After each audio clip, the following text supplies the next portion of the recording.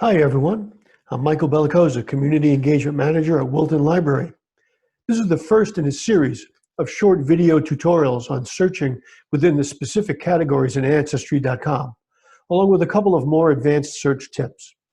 I'm assuming that you watched my earlier guided tour of Ancestry, or that you're already somewhat familiar with the site and the basics of family history research. One quick note first. Ordinarily, you need to use one of the library's computers or its Wi-Fi network to access Ancestry.com. But for now, Ancestry has given us permission to let you access their site from home.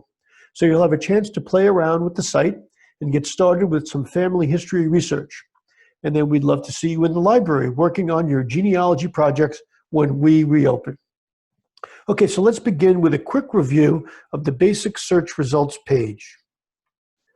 I'm going to put in an old Wilton family name, Comstock, Frank Comstock,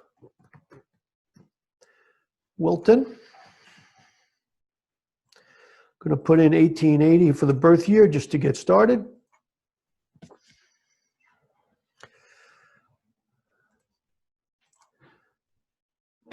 And we're looking at about 43,000 search results. So let's look around the results page. In the upper left corner, you see a set of search filters. They're sliders, and you can use these to directly narrow or broaden your search results. Right now, they're all set to the broadest setting. But let's narrow those parameters a bit. One notch on the first name, one notch on the last name. So these are now searching on an exact match or similar, or names that sound like the one in your search box, and it also picks up first initials. And you can see we're down to 11,000 results. Let's leave the birth year where it is, but change the location to Connecticut and adjacent states. Click Update. And now you see we're down to just under 4,000 results. By the way, if I had changed the birth year to a pretty narrow range of, say, plus or minus 1 year, let's see what would happen. Now I'm down to 51 results. Now it's easier for me to look through 50 results versus 4,000. But what if the exact information I need is in one of the 3,900 documents that have been screened out? So you want to be careful when you're narrowing your searches that you don't narrow them too much too soon. So we'll put the birth year back to a broad setting so we have more to look at. Now, I said quite a bit in the first guided tour tutorial about genealogy research as a repeated back and forth process. You cast a wide net and sift through what seem like the most promising results. You develop a theory of who someone is in your family tree. Then you go back and forth with different searches to prove or disprove your theory by finding documentary evidence. And it's also a process of alternating broad searches with narrow ones. You can broaden or narrow your searches by using the sliding filters or by tweaking what you enter into the search box fields. And you can also broaden and narrow your searches by reviewing high-level lists of results and by diving deep into specific collections. This series will show you both of those approaches. Okay, back to the results. You've just seen how the sliding search filters work, but you can also tweak what you put into the fields of the search box using one of the two so-called wildcards, the asterisk and the question mark. These wildcards are symbols that are used to represent regular letters in a word, mostly used with names to capture things like alternate spellings or people with similar but not the same name. So the asterisk is used to represent 0 to 5 letters, and the question mark is used to represent exactly 1 letter. For wildcards to work, the first and last letter cannot both be wildcards. One of them must be a letter. And you have to have at least 3 non-wildcard letters in your word. So let's see how they work. We're looking at the results for Frank Comstock. Plenty of Franks. And you even see George F. picking up that initial F.